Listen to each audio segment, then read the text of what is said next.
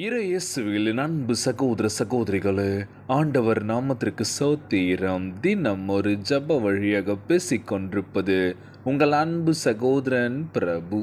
எப்படிங்க இருக்கீங்க? இன்றைய நாள் எப்படிங்க போச்சு? உங்களுக்கு மகிழ்ச்சியாக இருந்தீங்களோ? எப்பவுமே சந்தோஷமா இருங்க. நம் ஆண்டவராகிய இயேசு கிறிஸ்து நம் ஜபங்களையெல்லாம் கேட்டு நம் அனைவரையும் ஆசீர்வதிக்க போறாரு. நம் இல்லங்களுக்கு வரப்போறாரு. மகளே மகனே கலங்காத, மனமுடைஞ்சி போகாத, நான் இருக்கேன், உன் கூட தான் இருக்கேன், தைரியமா இருன்னு சொல்றது யாருங்க? நம்ம ஏசப்பா. நான் உனக்கு முன்னே போய் கோணலானவர்களை செவ்வையாக்குவேன். ஏசையா 45:2 சொல்லப்பட்ட அழகான வார்த்தை பாடுங்க. நான் உனக்கு முன்னே போய் கோணலானவர்களை செவ்வையாக்குவேன். இன்றைய நாளில் நம்ம போகிற பாதையில் எவ்வளவோ பிரச்சனைகள். ஆமாம் இல்லையா? கொஞ்சம் கொஞ்சம் பிரச்சனை இல்லை, நிறைய பிரச்சனை தான். பிரச்சனையே பார்க்க முடியாதா அப்படின்னா இல்லை, பிரச்சனை பார்த்து தான் இருக்கும் தினந்தோறும். ஆண்டவரே ஏன் ஆண்டவரே இப்படி பண்ணிட்டு இருக்கீங்க? என் வாழ்க்கையில் மட்டும் ஏன் இப்படி? என் வாழ்க்கையில் மட்டும் தானே எல்லாருடைய வாழ்க்கையில் இப்படி இருக்கான்னு தெரிலല്ലോ.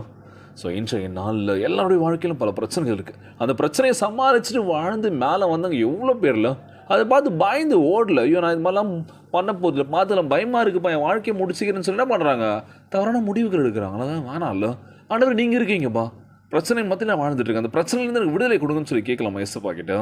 இன்றைய நாளில் சாட்சி உள்ள பிள்ளைகளாக நம்ம இருக்கணும் அப்படின்னா நம்ம ஆண்டவராகிய இயேசு கிறிஸ்து நமக்கு எந்த பிரச்சனையும் இல்லாமல் நான் பாதுகாத்துக்கொள்ள போகின்ற பாதையில் எந்த பிரச்சனை வந்தாலும் சரி, ஆண்டவரே நீங்கள் பார்த்துக்கோங்கன்னு சொல்லி ஜெபிச்சுட்டு நீங்கள் கடந்து போனீங்க அப்படின்னா வாழ்க்கை நிலைமை நிச்சயமாக மாறப்போகின்றது. இன்னொரு முக்கியமான விஷயம் என்ன அப்படின்னா, இன்றைக்கி குடிப்பழக்கத்தினால எவ்வளோ பேர் அடிமையாக இருக்காங்களோ. அந்த குடிப்பழக்கத்தில் ஆரம்ப ஸ்டேஜில் ஜாலியாக இருக்குது, குடித்தா செம்மையாக இருக்குது அப்படின்னு சொல்லி என்ன பண்ணுறோம், அப்படியே அது பழக்கமாகி குடிக்க அடிமையாகி தவறான பழக்கங்கள், தவறான உறவுகள், தவறான நண்பர்கள் எவ்வளோ பேர். அப்போல்லாம் புரியல, குடிக்காதீங்கன்னு சொன்னால் கேட்க மாட்றாங்க.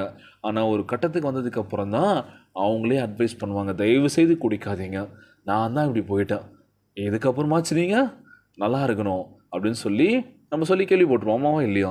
இன்றைய நாளில் குடிப்பழக்கத்தினால் அடிமையாக இருக்கின்ற ஒவ்வொரு இளைஞர்கள் ஒவ்வொருக்காக நம்ம செபிக்க போகிறோம். அதுலேருந்து விடுதலையான ஒரு வாழ்க்கை கொடுங்கன்னு சொல்லி கேட்கலாமா ஏசப்பா கிட்ட? நிச்சயமாய் ஆண்டவரே நீங்கள் பார்த்துக்கோங்கப்பா, தவறான பாதை நோக்கி போகின்ற ஒவ்வொரு இளைஞர்கள், இளம் பெண்களை நீ நல்வழியிலே காட்டுங்க ஆண்டவரே. தவறான பாதையில் போயிருக்கலாம், அதுலேருந்து மீட்டெடுத்து நல்ல ஒரு பாதையை நோக்கி வழிநடத்த வேண்டும் என்று சொல்லி நம்ம இன்றைய நாள் செபிக்க போகிறோம்.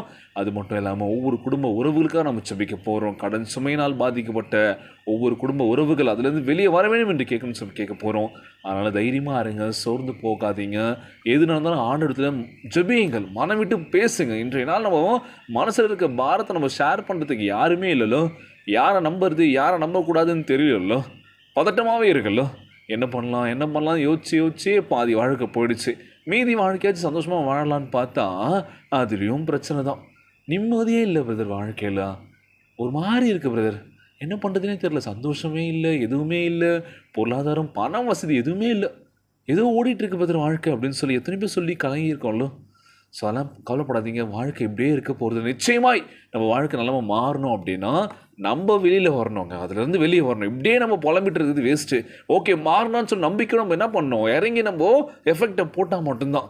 உடல் உழைப்பை கொடுக்கணும் அப்படின்னு சொல்லுவாங்க. இன்றைக்கி வாழ்க்கையில் சொந்த காலில் முன்னேறி மேலே வந்தவங்க எவ்வளோ பேர் இல்லை, அடுத்தவங்க நம்பி இல்லைல்ல, யாரையும் நம்ம நம்பி இல்லைங்க. இன்றைய நாளில் நம்புறது யார்? நம்ம ஆண்டவராகிய இயேசு கிறிஸ்து. ஆண்டவரே உங்களை நம்பி தான் அந்த விஷயம் பண்ண போகிறேன், என் வாழ்க்கையை நோக்கி நீங்கள் தான் பார்த்துக்கணும், என் கூட வழிநடத்தி செல்லுங்க ஆண்டவரே, நீங்கள் இருங்க பக்கபலமான்னு சொல்லி கேட்கலாம் ஏசப்பா கிட்ட.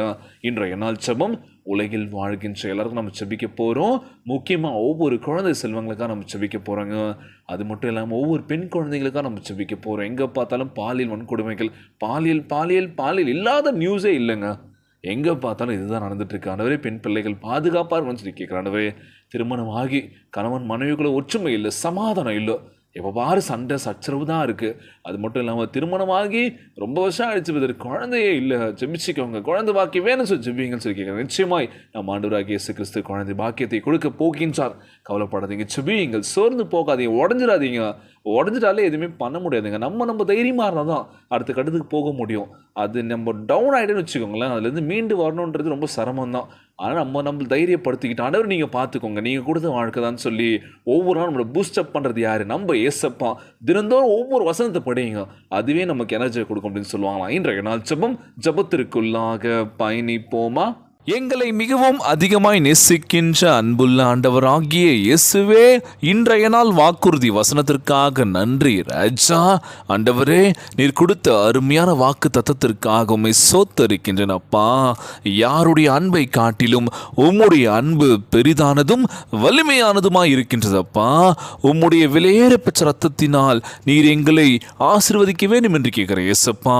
எங்களை உமக்கு சொந்தமானவனாக்கி கொண்டீரே, உமக்கு கொடான கொடி நன்றி ஆண்டவரே. உமக்கு தெரியாமல் என் வாழ்வில் ஒன்றும் நடக்காது ராஜா. ஆண்டவரே, நீர் வாக்கு பண்ணியுள்ளபடியே நீர் என்னோடு இருப்பதை அனைவருக்கும் காண்பியும் தகப்பனே.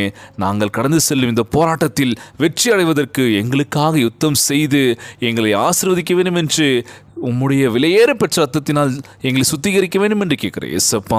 ஆண்டவரே, எங்களுக்கு முன்பாக சென்று கோணலான பாதைகளை செவ்வையாக்குங்க ராஜா. நீர் எங்களோடு கூட இருந்து எப்பொழுதும் எங்களை கண்ணோக்குகின்றபடியினால் ஒன்றும் எங்களை சேதப்படுத்தாது என்று நம்புகிற ஆண்டவரே, நீர் எங்கள் பக்கத்தில் நின்று எங்களுக்காக யுத்தம் படுகின்றபடினால் உமக்கு கொடான கொடி நன்றி செலுத்துகிறேன் இயேசப்பா. இந்த ஜெபத்தை கேட்டுக்கொண்டிருக்கின்ற என் அன்பு சகோதர சகோதரிகள், என் அன்பான உறவுகள் எல்லோரையும் பார்த்துக்கோங்கப்பா. யாருக்கு அந்த கஷ்டங்கள் துன்பங்களை கொடுத்துறாதீங்க ராஜா. நோய் நொடியினால் அவதிப்பட்டு கொண்டிருக்கின்ற ஒவ்வொரு சகோதர சகோதரிகளை உமது கரங்களால் தொட்டு நோயில் அகற்றி போடுவீராக. உம்மால் கூடாத காரியம் ஒன்றுமே ஆண்டவரை எல்லோரையும் பார்த்துக்கோங்கப்பா. உமக்கு முன்பாக கண்ணீரும் கவலை ஜெபிக்கின்ற ஒவ்வொருவரையும் பாருங்கப்பா. கண்ணீரை தொடங்க ராஜா. கவலையெல்லாம் அகற்றி போடுங்கப்பா. வாழ்க்கையில் எங்க நிலைமை மாறாதான்னு சொல்லி ஜெபிக்கிறாங்க. நிச்சயமாய் பொருளாதாரத்தில் உயர்த்துங்க ஆண்டவரு. ரொம்பவே மனசு உடஞ்சி நொந்து நூலாயிட்டேன் ஏசப்பா. நாங்கள் நம்பி இருக்கிறது உங்களை மட்டும் சொல்லி உங்களை நோக்கி கூப்பிட்ற ஒவ்வொரு பிள்ளைகளை பாருங்க ராஜா. எல்லோரையும் பார்த்துக்கோங்கப்பா. ஒவ்வொரு குழந்தை செல்வங்களை ஆசிரியங்க. உடல் தெம்பும் வலிமை தர வேண்டும் என்று கேட்குற ஆண்டவரே. கணவன் மனைவிக்குள்ள ஒற்றுமை கொடுங்க, சமாதானத்தை கொடுங்கப்பா. எல்லோரும் நல்லா இருக்கணும் ஆண்டவரே. இன்றைய நாள் ஜெபம் இயேசுவின் விலையேற பெற்ற நாமத்தினாலே ஜெபிக்கின்றேன் நல்ல பிதாவே, ஆமேன் ஆமேன். இயேசுவுக்கு புகழ், இயேசுவுக்கு நன்றி. மரியே வாழ்க. God bless you all. தொடர்ந்து ஜெபியுங்கள், வேதத்தை வாசியுங்கள். ஆண்டவர் நம்மோடு கூட இருக்கின்றார். மரியே வாழ்க.